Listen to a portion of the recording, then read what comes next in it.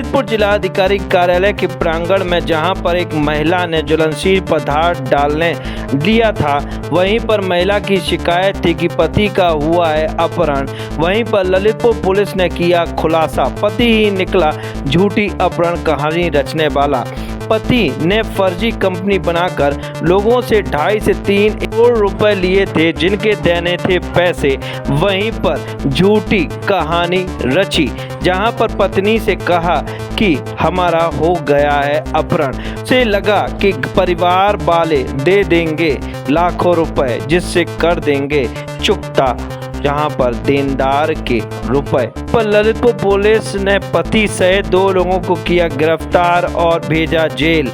वहीं पर पुलिस अधीक्षक की बात करें तो पुलिस अधीक्षक ने साफ कहा कि उन व्यक्तियों पर कसेगा शिकंजा जो भोली भाली जनता से फर्जी कंपनी बनाकर करोड़ों रुपए का ठगी का काम। क्या है पुलिस अधीक्षक का कहना, आइए सुनते हैं।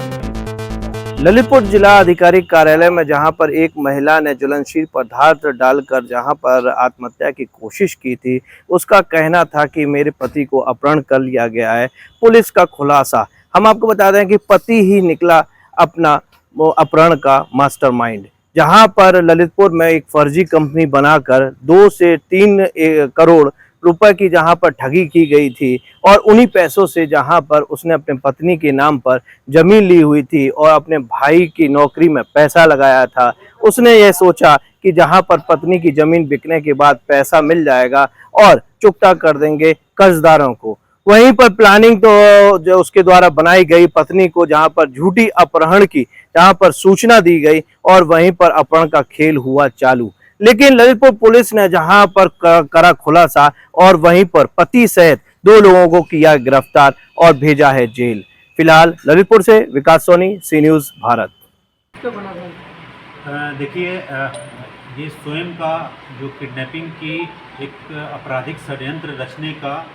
जो 4 लोगों के द्वारा षड्यंत्र रचा गया था, उन्हीं लोगों को आज जो है अरेस्ट किया गया है और उनको अरेस्ट करके आज जेल भेजा जा रहा है। इसमें मामला ये था कि एक महिला के द्वारा सूचना दी गई थी कि उसका पति जो है उनको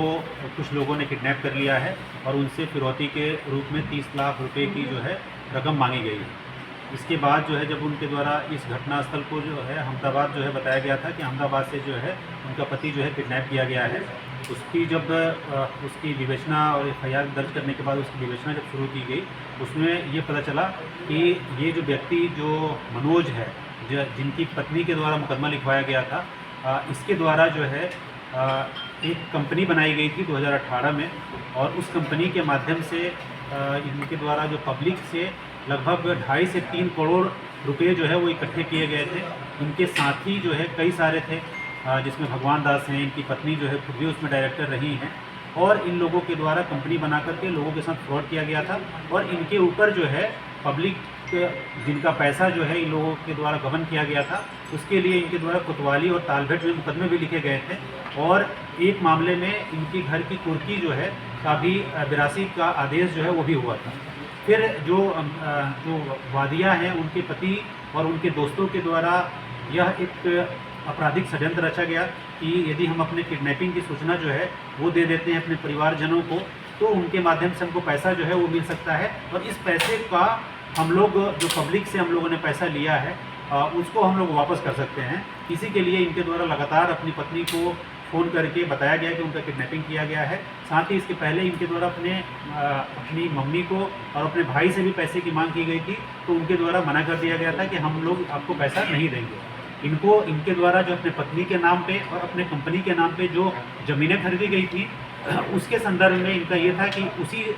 ज़मीन को पत्नी के द्वारा बेच दिया जाएगा और उससे जो पैसा मिलेगा तो उसको हम लोग वापस कर देंगे। इसी के लिए पूरा एक कॉन्स्पिरेसी जो है वो रचा गया था। इसमें जो है एक मनोज कुमार, भगवान दास, मंगल और हिम्मत सिंह, इन चारों को अरेस्ट किया गया है और इनको अरेस्ट करके आज माननीय न्यायालय में जो है वो भेजा गया है। साथ ही इस तरीके का कोई भी कार्य करने वाले जो भी गिरोह के सदस्य हैं, जो कि पब्लिक का पैसा जो है फर्जी कंपनी बना करके इकट्ठा करते हैं और फिर उसका जो है गबन कर लेते हैं, ऐसे लोगों के खिलाफ भी हम लोग एक विशेष अभियान चला रहे हैं और जो भी लोग इस तरीके का कार्य करते हैं उनके खिलाफ हम लोग कठोर दंडात्मक कार्रवाई भी करेंगे, गैंगस्टर की कार्रवाई भी करेंगे और उनकी जो भी इस तरीके से अपराध से अर्जित जो संपत्ति है उसको भी हम लोग कुर्क करेंगे। और इसमें भी जो इस तरीके का कार्य किया गया है हम लोग इसमें गैंगस्टर और आगे जो है उसकी कुर्की जैसी कार्रवाइयों को भी हम लोग करेंगे ताकि इस तरीके का कार्य जो है कोई दूसरा व्यक्ति जो है वो ना कर सके।